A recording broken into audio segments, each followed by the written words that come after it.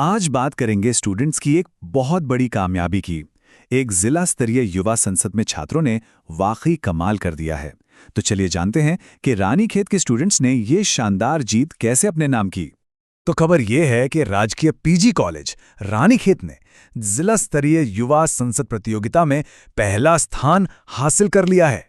ये वाकई में एक बहुत बड़ी कामयाबी है। अब देखते हैं कि उन्होंने ये कैसे किया और कौन कौन से कॉलेज थे जो उनके साथ पोडियम पर खड़े थे। तो रानीखेत तो फास्ट आ गया, ये तो हमें पता चल गया, लेकिन दूसरे और तीसरे नंबर पर कौन रहा?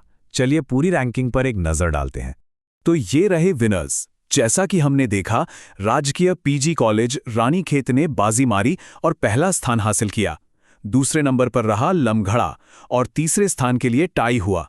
चौखुटिया और भतरोज खान ने मिलकर तीसरा स्थान हासिल किया। इन सभी कॉलेजों को उनके जबरदस्त प्रदर्शन के लिए बहुत बहुत बधाई। अच्छा, अब सवाल ये उठता है कि इन विजेताओं को चुना कैसे गया? देखिए, किसी भी कंपटीशन के लिए एक फेयर और सॉलिड प्रोसेस होना बहुत जरूरी होता है। तो आइए देखते हैं कि इस प्रतियोगिता में ये सब कैसे किया गया। तो ये जो पूरी सिलेक्शन प्रोसेस थी वो 4 आसान स्टेप्स में पूरी हुई। सबसे पहले जिले के अलग अलग कॉलेजों में कंपटीशन हुए।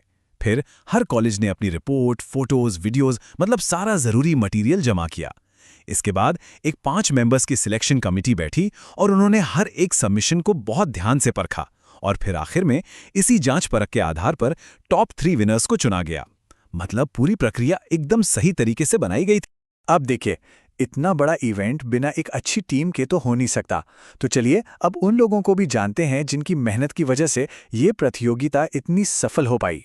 तो इस पूरे आयोजन की सफलता का क्रेडिट इस शानदार टीम को जाता है।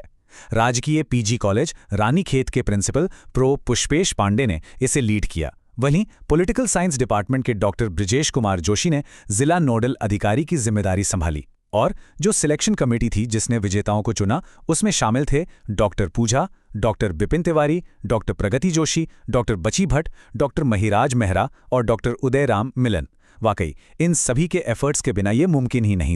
और आखिर में प्रिंसिपल साहब का ये कोट ये इस पूरे इवेंट की भावना को बहुत अच्छे से बताता है। उन्होंने इसे सभी पार्टिसिपेंट्स और ऑर्गेनाइजर्स के लिए गर्व का पल बताया। देखिए, ये सिर्फ एक जीत नहीं है, ये यूथ पार्टिसिपेशन और एकेडमिक एक्सीलेंस का एक जश्न है। और ये हमें याद दिलाता है कि स्टूडेंट्स की ग्रोथ के लिए ऐसे प्लेटफॉर्म्स कितने ज़्यादा ज़रूरी